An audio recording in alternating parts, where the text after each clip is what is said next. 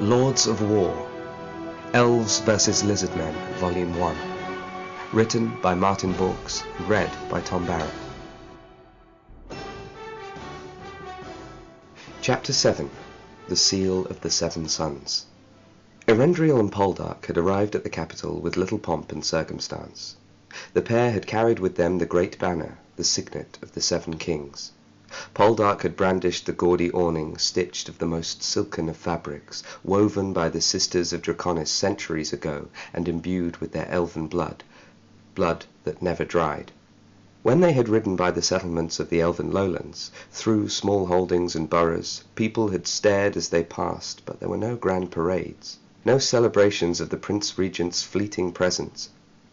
Erendriel knew as he passed and saw their disinterested faces, they had no idea who he was. He was unsure as to whether that should have made him feel anything, but it did.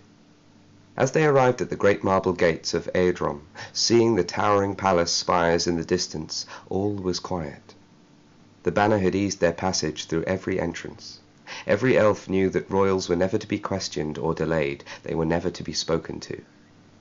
When they walked down the streets of a town, every door was to be opened to them to ensure, should they choose to turn left instead, or right, that there was no barrier preventing their smooth passage. As Erendriel and Poldark rode into the cavernous hippodrome which lay at the foot of the White Tower, serving men came out to meet them. The footmen were dressed in bright gold-inlaid regalia, pearls and moonstones stitched into the ivory trim. Their hair, pinned into simple, smooth knots, pulled the skin on their eternally young faces back, driving the angular bones forward and emphasizing their elven features. As the prince and his footmen dismounted and passed their reins on to the serving men, whose eyes remained downcast, not a word was exchanged between parties. With their horses led away, Poldark carried the banner awkwardly, waddling along the sand of the hippodrome and onto the seemingly endless number of marble steps that led up to the great hall. "Must be a lonely life," he muttered. The two climbed together, stepping in time, and for a moment Erendriel said nothing. Then, after a few moments, he replied succinctly. "It is," he said. "I am glad to have become a soldier." As the companions reached the top of the immaculate staircase, the immense doors of the great hall were pulled open, their hinges moving silently. That the marble didn't grind was a feat in part achieved by engineering and in part achieved by magic. Such was the elven way. Erendriel and Poldark entered the great hall, stepping through the doors which stretched several times the height of any elf, and the barriers closed behind them. On observing the scene, the two were surprised to find the lavish atrium empty. Though few ever saw it, the interior of the great hall contrasted enormously with the clean white facade. Outside was clean, smooth, angular marble, but within there was a vast garden, including vines, water features, and innumerable bright exotic blooms. The walls were covered with creepers, which disgorged blushing, sumptuous fruit, with the high windows having been engineered perfectly to ensure that so long as the sun was up, the room was always flooded with light. The great hall of Aedrom had long been a space of warmth and peace, calming and joyful, a place where, since the beginning of the peace without end, the elven kings and queens could walk and talk freely. They could debate on the footpaths and around the fountains, and their courtiers could gossip and politic in quiet corners, obscured by the heads of the most beautiful, most brightly coloured and rarest flowers in the known world. Instead of the customary babble of voices and peals of laughter, today the only sound filling the cavernous space was that of sputtering, echoing water features. Then came a voice. "So, you have arrived, finally." "I have," replied Erendriel. "You are late." The voice belonged to Glenar, his sister, who was clearly elsewhere in the garden but remained out of sight. "The summons was sent to an unmanned dreadfort." "Well now," said Glenar, who continued to obscure herself from view, "that must have been an oversight." "Do you know why I was beckoned?" asked Erendriel, losing patience. "Or perhaps you might know of someone who does." "Nobody knows why you were summoned," came Glenar's response. "The High Council ordered it." "Does father know I am here?" "He knows you are coming. Did he expect me sooner?" "You had better ask him." Erendriel looked at Poldark, and Poldark looked back, raising an unkempt eyebrow. At the far end of the room, Glenar then stepped up onto the earthen staircase leading to the oaken throne.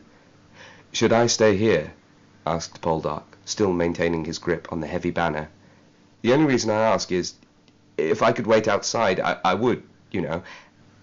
"Instead of being in here, with the most beautiful elf maiden ever born, Poldark. Do you not find my sister attractive?"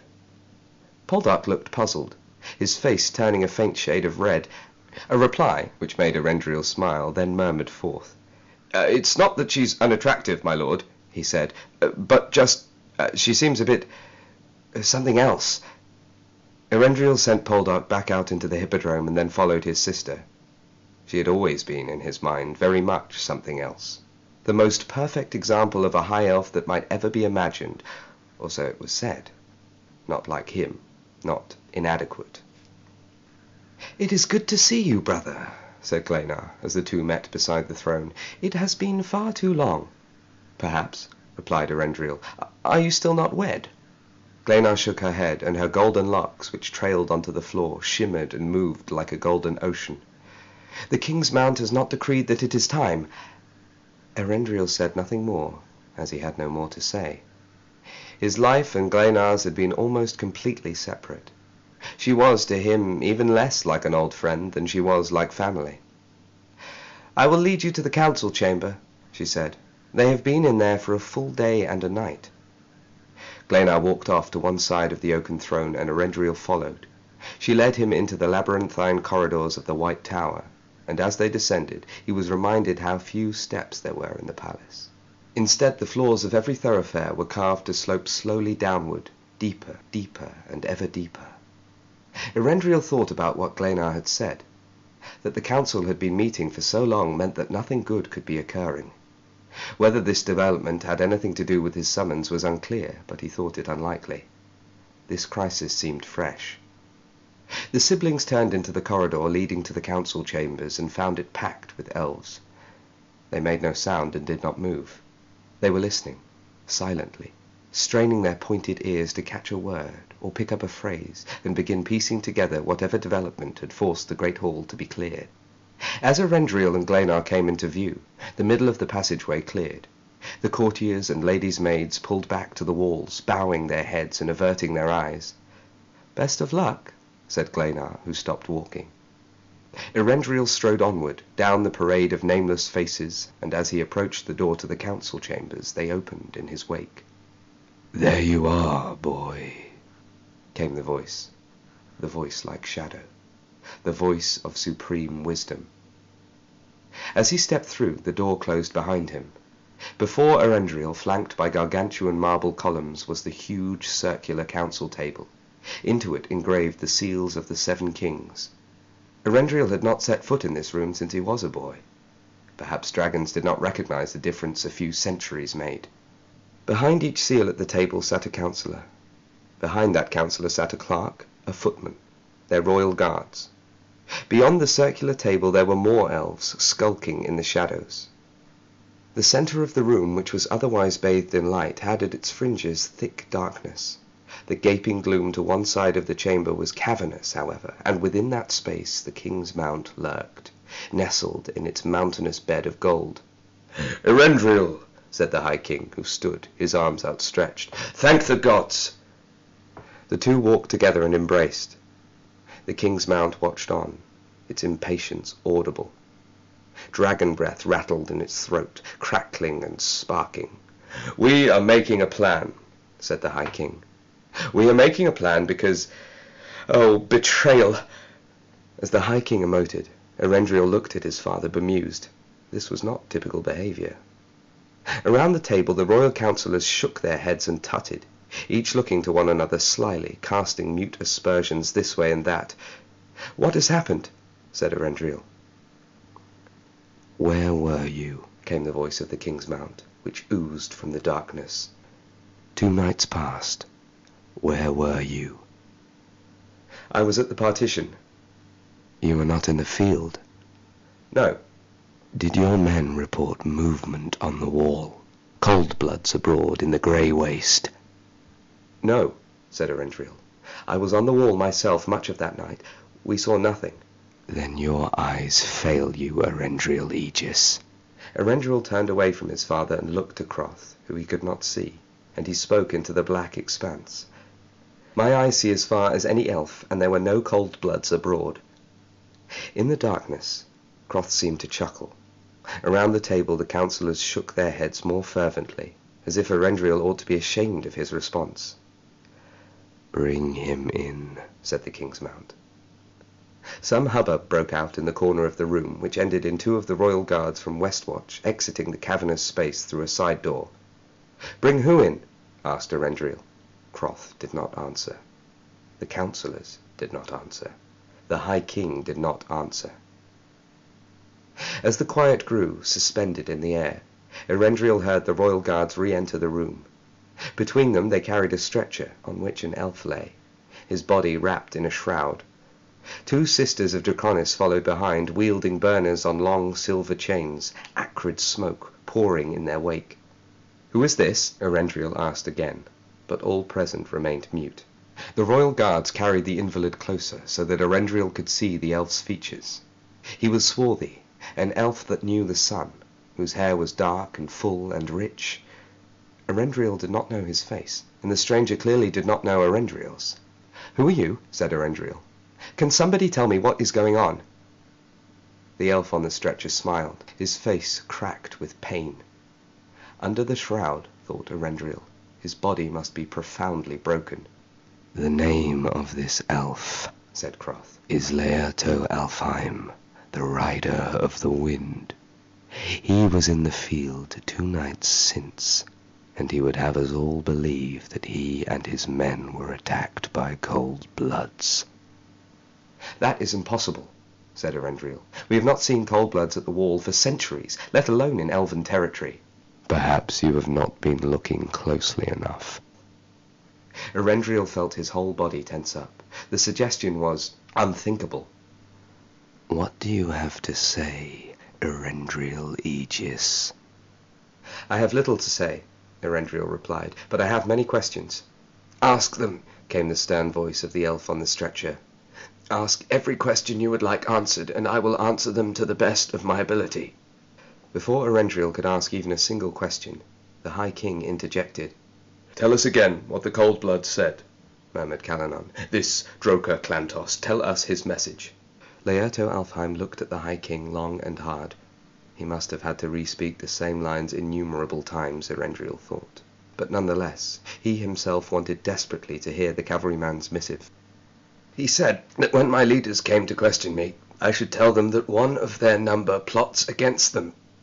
The wounded cavalryman shifted awkwardly on his stretcher. He told me that his passage into the 7 kingdoms was made possible by elf-kind, and he told me to tell you that all the deaths of my kinsmen lie at your feet. Uproar erupted from the round table. The councillors argued and barked at each other, each pointing their fingers or great scrolls this way and that, shouting down their compatriots and forwarding their own version of events.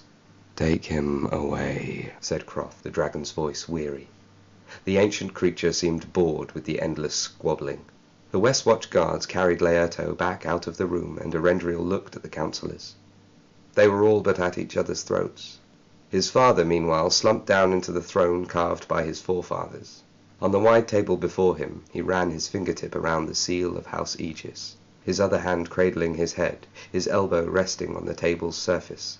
Erendriel watched the arguing, the infighting and the bitterness.